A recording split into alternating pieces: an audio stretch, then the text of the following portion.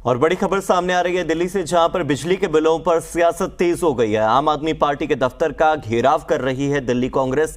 दिल्ली कांग्रेस की ओर से आम आदमी पार्टी के दफ्तर का घेराव करके सरकार को चुनौती दी जा रही है। सरकार को जनता की आवाज सुनाई जा रही है कि बिजली के बिल दिल्ली में आ रहे हैं और जिस तरह के ये कहा जाता है कि मुफ्त बिजली दी जा रही है दिल्ली में, दिल्ली की जनता को मुफ्त बिजली मिल रही है, तो इस तरह के वादे कितने खोखले साबित होते हैं, ये कोशिश कर रही है कांग्रेस जनता तक पहुंचाने की और आम आदमी पार्टी को संदेश देने की। तो दिल्ली में बिजली के दामों पर सियासत हो रही है। चाहे कांग्रेस की हम बात करें जो कि इस वक्त आम आदमी पार्टी के दफ्तर का घेराव कर रही है, तो दूसरी तरफ भारतीय जनता पार्टी भी इस मौके को भुनाना चाहती है। आपको बता दें कि दिल्ली विद्युत नियामक आयोग जिसे कहा जाता है DERC, उसने पावर डिस्कॉम और BSES यमुना और BRPL की वो मांग स्वीकार कर ली है, जिसमें उन्होंने बिजली के रेट बढ़ाने की अनुमति दी थी।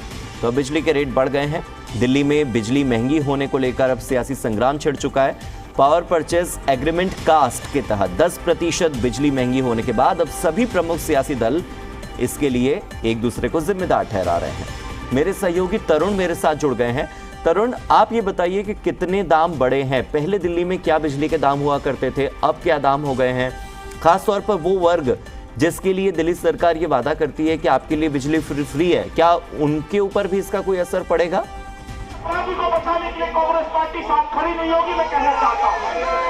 देखिए हार्दिक, इस समय जो दिल्ली कांग्रेस का प्रोटेस्ट है, सबसे पहले मैं उसकी तस्वीरें दिखा देता हूं। जहां तक बात की है कि बिजली कितनी महंगी हो गई है, बिजली प्रति यूनिट महंगी नहीं हुई है। 0 से 200, 200 से 201 से 400, 401 से 600, 601 से 800, फिर 800 से 1200 का यूनिट जो चार्ज है वो वही है। लेकिन बिजली के बिलों के ऊपर 3 और चीजें एलिमेंट होता है जिसके कारण बिजली का बिल कैलकुलेट होता है। पहला तो होता है PPAC, यानी कि power purchase adjustment cost, power purchase adjustment charge भी इसको कहा जाता है।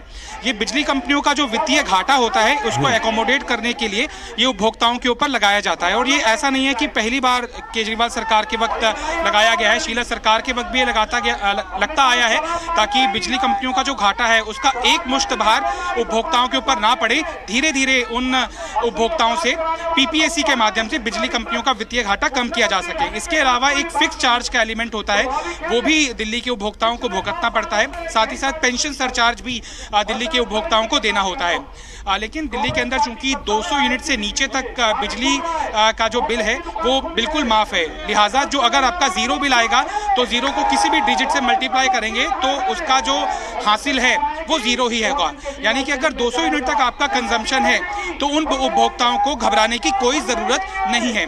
लेकिन जैसे ही आपका यूनिट चार्ज 200 से जंप करके 201 भी हो जाएगा तो आपको ये सारे PPAC जो कि BSES राजधानी के इलाकों के अंदर 30% से भी ज्यादा हो चुका है। BSS यमुना के इलाकों के अंदर PPAC 30% से ज्यादा है और 30% से थोड़ा सा ही नीचे 29% के आसपास BSES के राजधानी के इलाकों के अंदर PPAC है। और NDPL का इलाका जो है, जो कि टाटा पावर्स के अधीन आता है, वहां पर 26-27% के आसपास PPAC है। तो ये करीबन 10% का इजाफा हुआ है। और DERC जो कि दिल्ली इलेक्ट्रिसिटी रेगुलेटरी कमीशन है, एक ऑटोनॉमस बॉडी है जिसकी तरफ से ये फैसला लिया जाता है। और ये फैसला उस आधार के ऊपर लिया जाता है कि जो बिजली डिस्ट्रीब्यूशन कंपनीज हैं वो अपना वित्तीय खाता इस DERC के समक्ष रखती हैं और ये वो तर्क देने की कोशिश करती हैं कि गर्मियों के दिनों के अंदर जो बिजली का उत्पादन है वो महंगा हो गया है, लिहाजा हमें महंगे दामों के ऊपर बिजली खरीदने के लिए विवश होना पड़ता है। तरुण, अगर मैं गलत हूं तो प्लीज आप करेक्ट कीजिएगा। हमारे देश में, केवल दिल्ली की बात नहीं कर रहा हूं, हमारे पूरे भारत में शायद कोयले की शॉर्टेज है। कोयले की शॉर्टेज होती है तो फिर राज्यों को कोयला बाहर से मंगवाना पड़ता है। बाहर से जब कोयला आता है तो दाम खुद ब खुद बढ़ जाते हैं और जो भी आपको बिजली सप्लाई करने वाली कंपनियां होती हैं उनको ये दाम बढ़ाने पड़ते हैं। तो क्या इसके लिए केवल दिल्ली सरकार को जिम्मेदार ठहराना ठीक होगा या फिर इसके लिए केंद्र सरकार की भी थोड़ी बहुत जिम्मेदारी बनती है? अगर मैं गलत हूं तो आप प्लीज करेक्ट कीजिए, या फिर इसमें अगर कुछ और हो सकती हो संभावना तो इसमें आप जोड़िए। कोई प्लान नहीं है दिल्ली के, आज दिल्ली परेशान है। देखिए, अगर ये तर्क होता तो इसका असर सिर्फ राजधानी दिल्ली तक तो सीमित नहीं होता, इसका असर उत्तर प्रदेश के अंदर भी पड़ता और इसका असर हरियाणा के अंदर भी पड़ता। चूंकि जो दिल्ली के अंदर पावर डिस्ट्रीब्यूशन कंपनीज हैं वो NTPC ज्यादा है, जो एनटीपीसी बिजली का उत्पादन करती है वही बीएसईएस, राजधानी, यमुना फिर एनडीपीएल खरीदती है। ये तर्क दिया जा रहा है कि गर्मी के दिनों के अंदर चूंकि कोयले की आपूर्ति कम हो जाती है, डिमांड चूंकि ऑल टाइम हाई होती है, दिल्ली के अंदर 7000 मेगावाट तक बिजली की मांग किसी भी वक्त पहुंच सकती है। बिल्कुल, लिहाजा ये तर्क बीजेपी इसको बुरी तरह से रूल आउट कर रही है कि अगर ये गर्मी सर्दी का तर्क दिया जाता है तो पिछले साल जून महीने के अंदर पीपीएसी बढ़ाया गया था, लेकिन फिर सर्दियों के अंदर इसके दाम कम नहीं किए गए थे। लिहाजा क्या दिल्ली के अंदर सर्दियां आई ही नहीं थी। लिहाजा ये हमेशा एक रस्साकशी का मुद्दा रहा है, एक तरह से बॉल गेम होता रहा है। केंद्र सरकार या फिर ये कहें कि केंद्र के अंदर सत्तारूढ़ बीजेपी इसके लिए दिल्ली के अंदर सत्तारूढ़ आम आदमी पार्टी को कसूरवार ठहराती है, और आम आदमी पार्टी जो कि दिल्ली के अंदर सत्तारूढ़ है वो उसके लिए केंद्र सरकार को जिम्मेदार ठहराती है। लेकिन इस समय जो प्रमुख विपक्ष है दिल्ली के अंदर भी और राष्ट्र के अंदर भी, देश के अंदर भी, वो कांग्रेस है।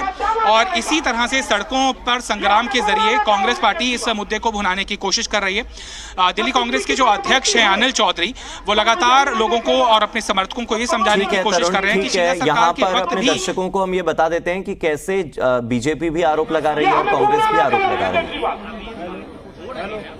जब बिजली की दरें बढ़ती है तो यही नहीं देखेगा जो कमर्शियल इंडस्ट्रीज है कि ये 200 यूनिट वाले को माल जाएगा या 500 यूनिट वाले को माल जाएगा। जहां जहां बिजली से औद्योगिक इकाइयां चलती है, जो उत्पादन होता है, जो प्रोडक्ट बनता है, सीधे तौर पर उसका भार बढ़ेगा, महंगाई बढ़ेगी। और इसलिए मैं कहना चाहता हूं, अरविंद ने दिल्ली की जनता को ताक पे रख दिया। कोई उसे मतलब नहीं है, कोई उसको सकुर नहीं है, उसे तो सिर्फ एक